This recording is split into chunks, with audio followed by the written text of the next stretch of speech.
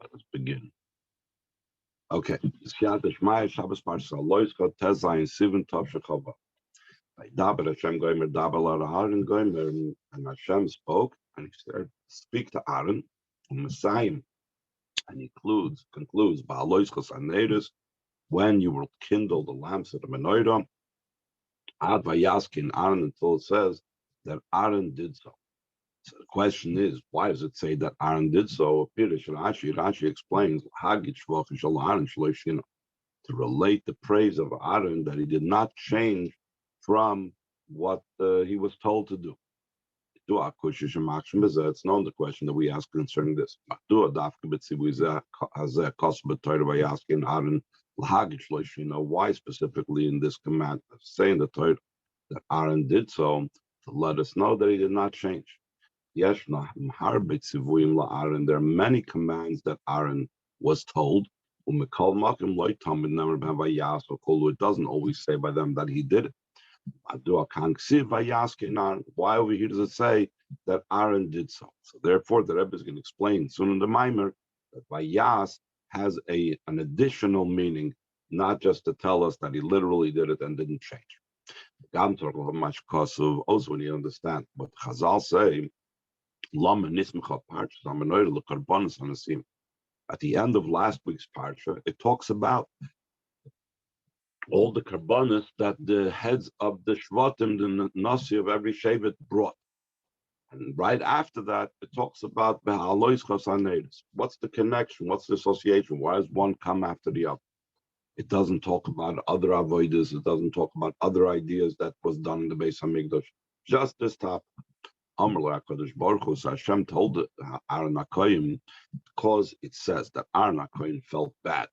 That Chol Shadaita says he felt bad because he saw all the great karbanos that the Nesiim brought, and he wasn't part of them, even though he was the head of Shevet Levi, but he was not considered part of the 12 Nesiim to bring a special carbon, a set of karbanos. Actually, it was a very big karbanos, like we'll soon mention. So Hashem appeased Aaron by telling him, Chayecha, I swear by your life, you, what you have with the kindling of the menorah, is greater than theirs, than what the Nesiim have. So the Rebbe asked the question, we didn't understand, how is it possible that the kindling of the menorah is greater than theirs? By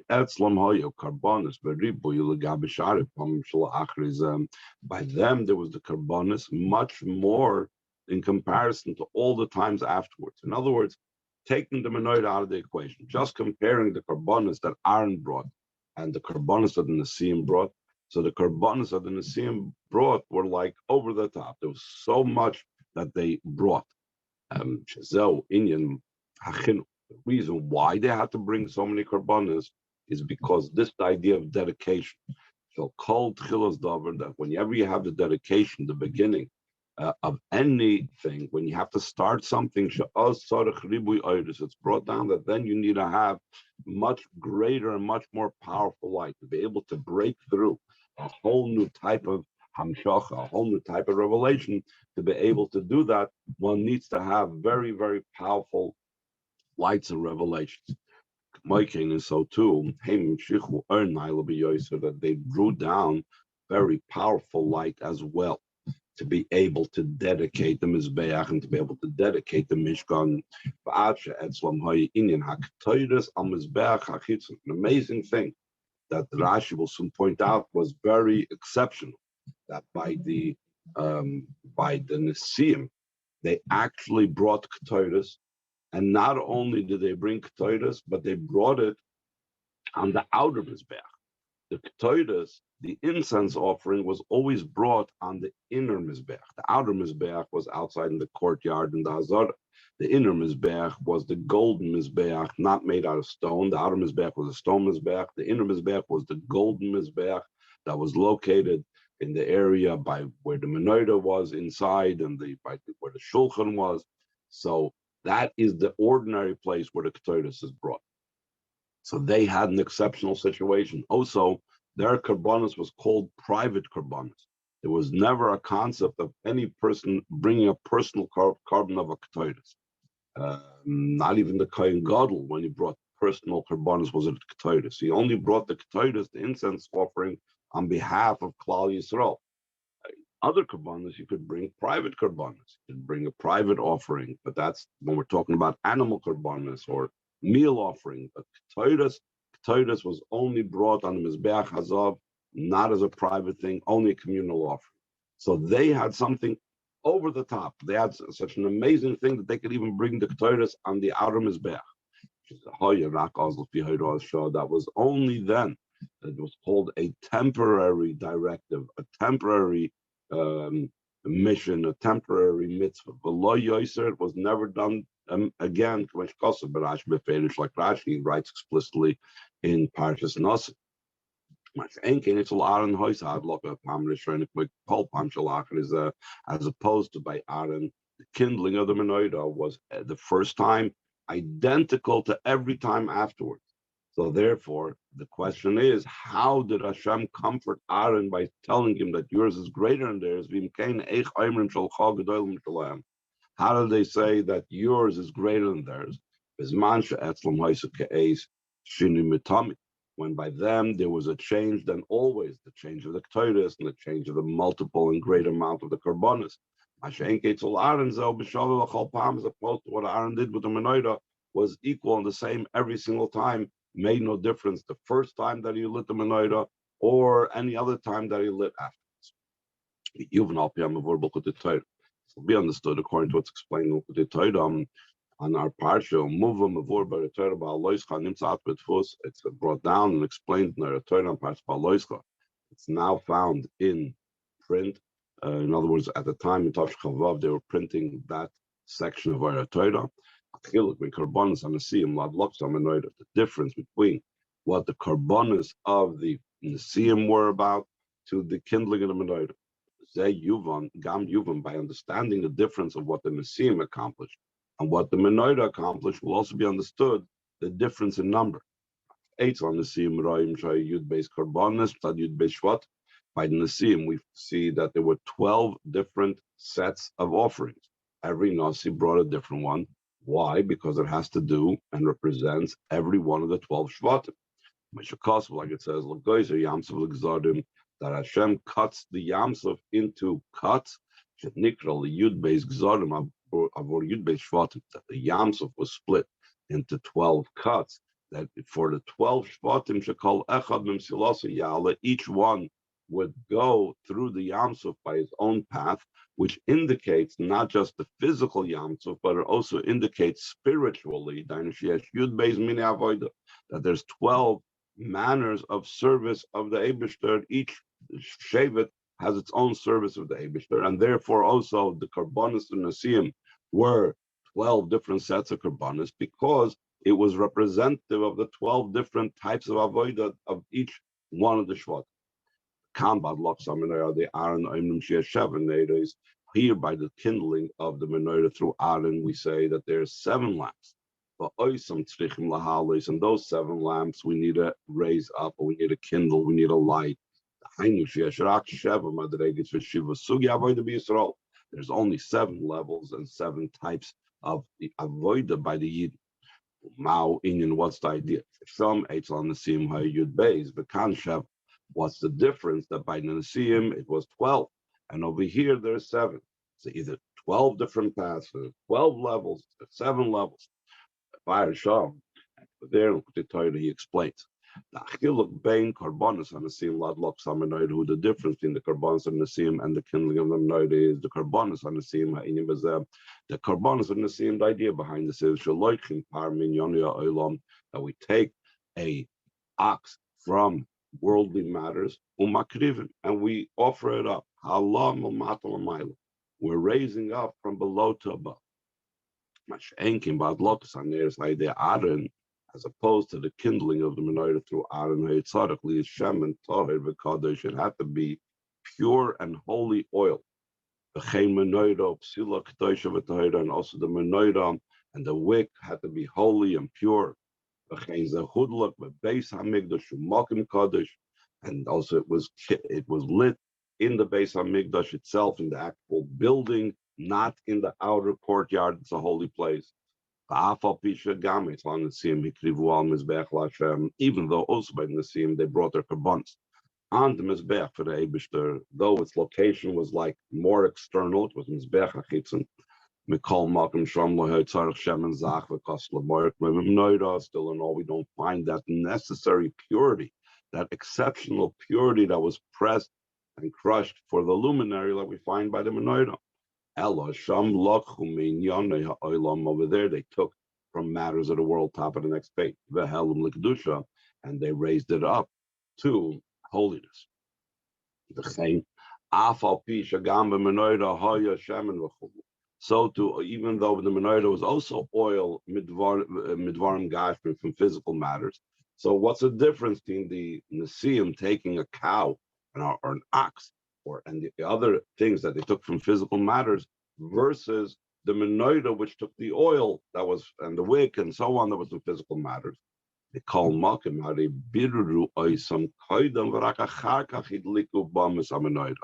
This means that they were first refined, and then afterwards they were kindled with it, the menorah. In other words, you didn't take an olive that was raw and just placed it inside the menorah and lit it.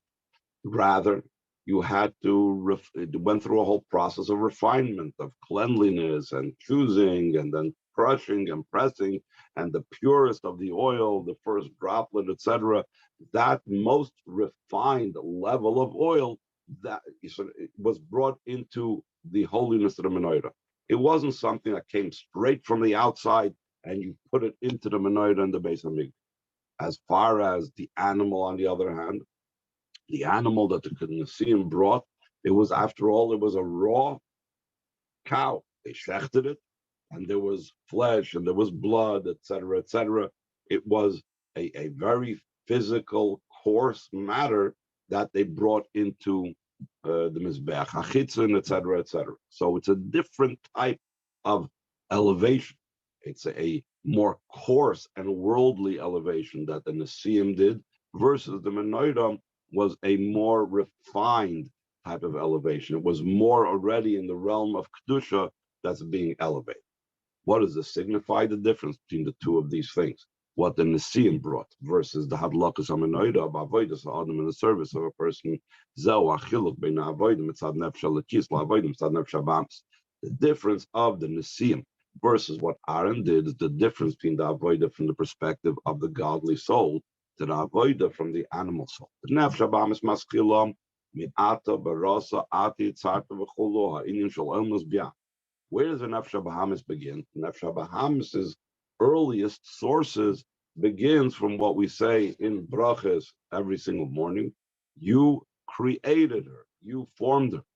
The idea of the worlds of Biyah, where there's already creation, that's where the Nefesh HaBahamis comes into being, because Nefesh HaBahamis is not part of godliness. So Nefesh HaBahamis begins in the world of creation, in the world of Bria, from the level of Ata Baras.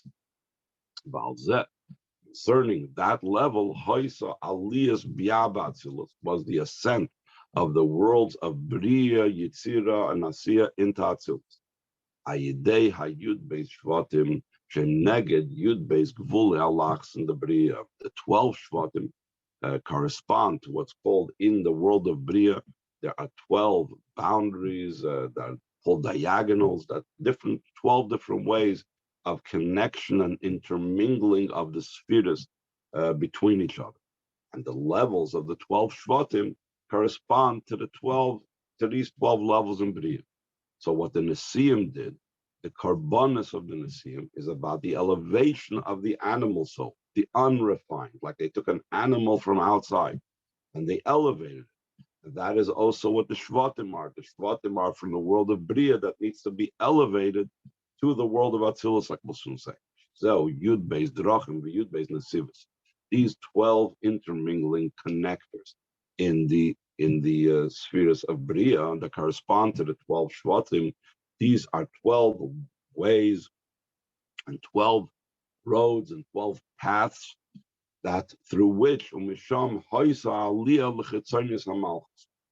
from those 12 levels in Bria, represented by the 12 Shvatim, they rose up to the external part of Malchus, just like just like we had the Nesiim offer these karbanas to elevate and bring from the most external parts of the world, the ox, etc., and we brought it into the Mizbeach, into the Beis HaMikdash. By the way, the Mizbeach HaChitzon represents the level of Spheres HaMalchus. The different Kalim of the Beis HaMikdash represent different spheres, and specifically say the Aron. The Aron has over the Torah that represents Chabad, or it represents Chochmah, and whereas Mizbeach that represents the level of Malchus, especially the Mizbeach HaChitzon.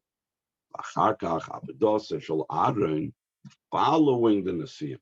Once the Nesiim are bringing it up from the level of the outer part of the world to the inside of the Beis HaMikdash, they are bringing it from Bria into the external part of Malchus. Now Aaron has to take it up a step further.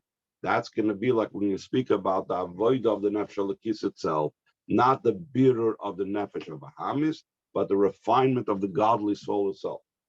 Afterwards, the avoid of Aaron is to elevate the 7 lamps. That's an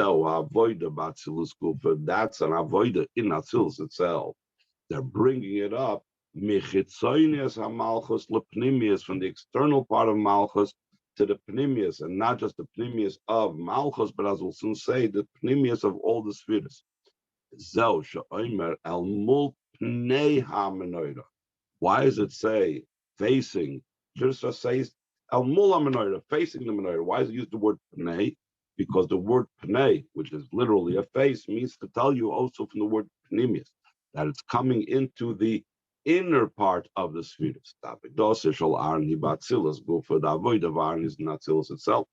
How is it Shivas HaNeiros Pnimius HaSpheres to elevate the 7 candles to the innermost level of the spheres? Therefore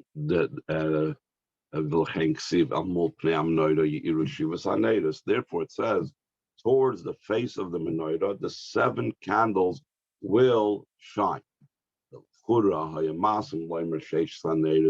Seemingly it would make sense more to say the 6 neiros. Why? Because the Pnei HaMenorah was the central branch. So therefore it should have said that the 6, this was the direction. You have to have the wicks of the 3 on one side, the wicks of the 3 on the other side, facing towards the center. So it shouldn't have said the 7 candles are facing the center. The 7th is the middle. The 7th is not facing anywhere. The 6 candles, the 6 lamps, the 6 wicks have to be facing towards the central one.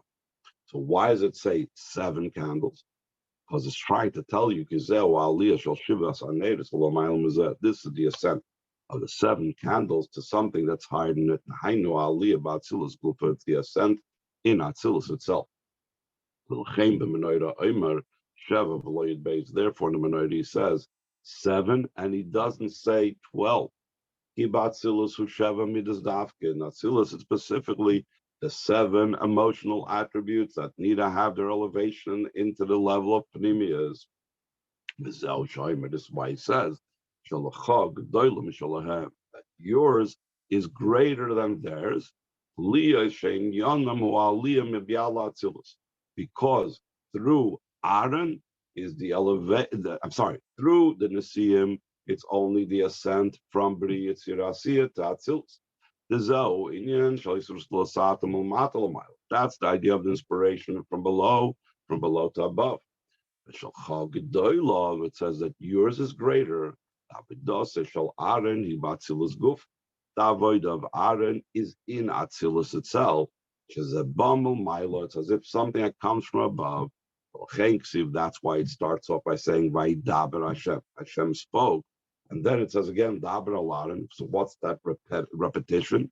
To show that's an inspiration from above, meaning because it's in Atzilus itself, it's not about the ascent that comes from outside, like the elevation, the Nefesh Bahamis, but it's in the Nefesh Elokis itself. I'd like to finish the Mimer, so if we could ask questions, but let's try to keep it short and to the point if anybody has any questions. Okay, so the mimer continues on the second page. Mamshech Bah'alotcha on Bah'alotcha, which we said brings the same topic like in Chutei Torah. So he continues. Shekan ksiv vayas kein Aaron.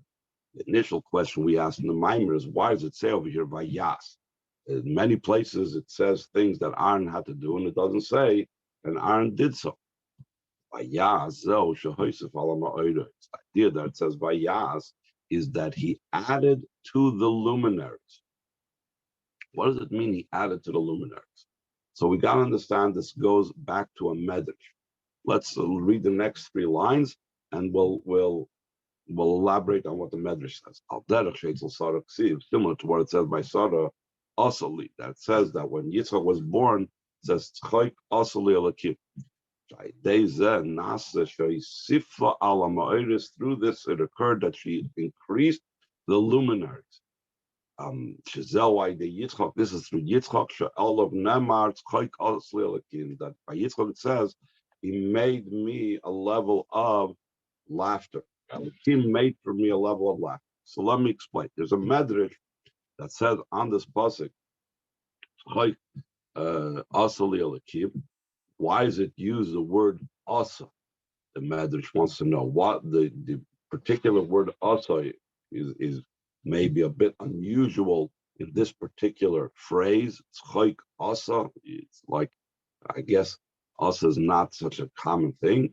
So the medrash puts it together, the asa, with a different asiya, with a different making. It says that Hashem vayas es shnei ha'ma'odos hagdolim, that Hashem made the two great luminaries, the sun and the moon.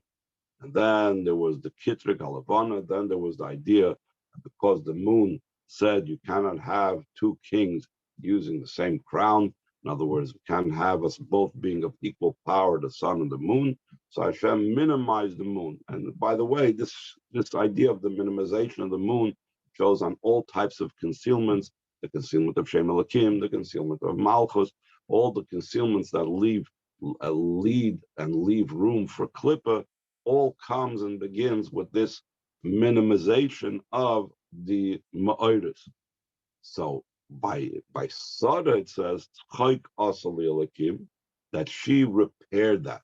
She like increased and added and made back that the levels that were decreased should now be increased. That instead of it being the minimal type of revelation that comes through the moon being minimized, so now she's increasing it. And how did it happen? Specifically through Yitzchak. The Rebbe is going to explain what is it about Yitzchak that caused that.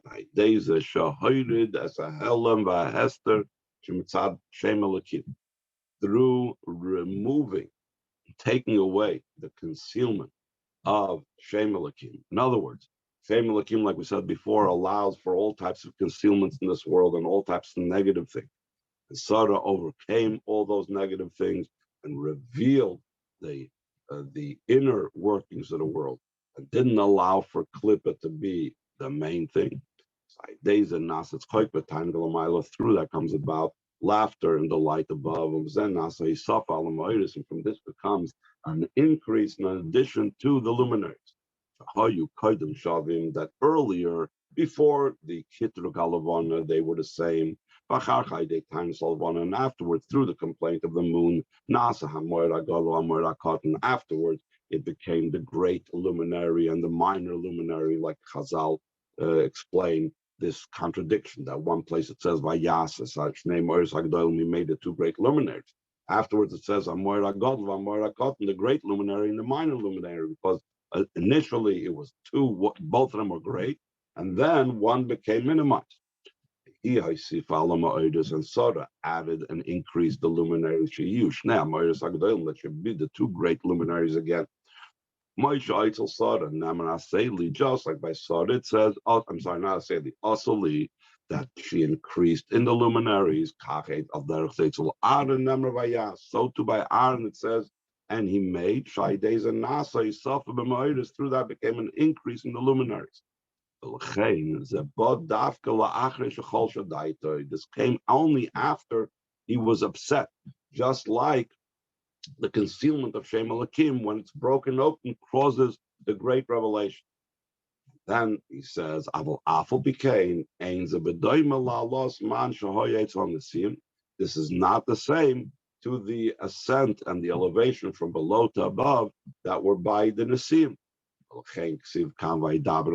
Therefore, it says over here that Hashem spoke, like we mentioned before, that that's an inspiration from above. The level of Aaron was such a great revelation from above that's not applicable by it, the idea of an elevation from below. Was considered in comparison to the great revelation of above. He also did something. He also felt bad. He also dealt with the concealment. So, this is similar to the only an empty vessel is something that holds. In other words, the Rebbe is trying to explain over here how the revelation from above was not a result of the Sarusa Dulasata. You could say that because Aaron was Cholsha Daitoi, because he felt bad, that was a Sarusa Dulasata that awakened the Sarusa Leilus. The Rebbe says no. It's rather similar to what it says that only an empty vessel can contain. Aaron felt himself empty. He felt bad that he does not have what the Nisim have, so he made himself a vessel. It wasn't Isra Sata. He made himself a vessel to receive this great Isra Stola El. Avol became so he saw still in all to be able to affect the idea of the addition to the luminaries.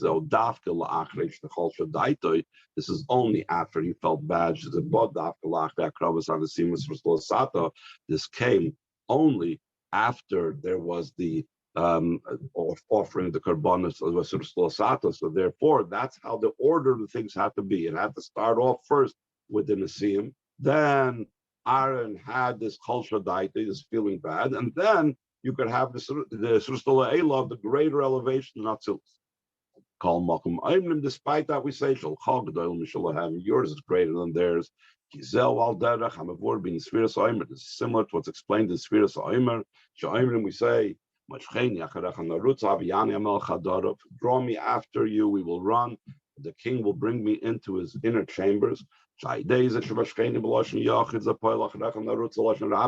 Through drawing me in the singular. This affects afterwards that we will run in the plural, meaning also the Nefesh Abahamis, like many Mamorim explained. But afterwards, there's the idea of the king should bring me into his chambers. The afpish is a bolach, though it comes after, we will run in the plural. Still in all, the king bring me into his chambers is higher than that. And same thing, even though Aaron followed on the Karbonos of Nisim, but he's still higher. That's the avoid of Aaron that's greater than the avoid of the Nisim.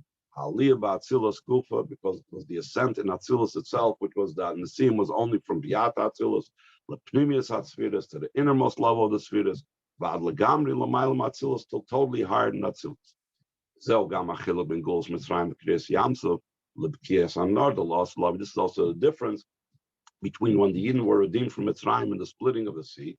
To what says when Mashiach comes, there will be a splitting of the river as well.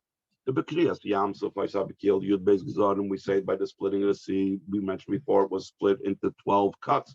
Because then the avodah was the beginning of Sfira. We have to transform the Nefesh Abahamis.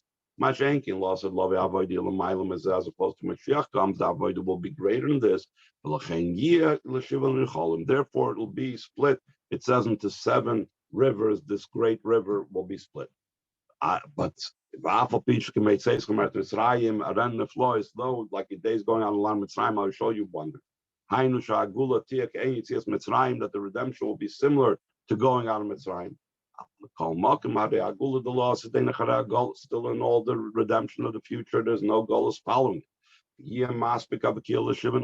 Therefore, it's a much higher level, the level of Atzilus and higher. So it'll be enough to split it into 7 rivers. The Ostia Avoida and Mashivas Nedus, then will be the Avoida with the 7 candles, higher than the 12 splits of the Kriyas Yams. This is also an idea that Mashiach has 7 names. Like it says, it doesn't mean literal names like Moshe Shlomo. He means 7 concepts are described over there in the pasuk or in the psukim of the Haftarah of Achar Shel Pesach. It describes it by 7 titles, 7 concepts, 7 phrases. Because by Mashiach it's going to be the levels of 7. Therefore, by him it will be 7 tributaries. The Zel Inyan Ali Batzilas Gufa. That's the idea of the elevation, Atzilus itself.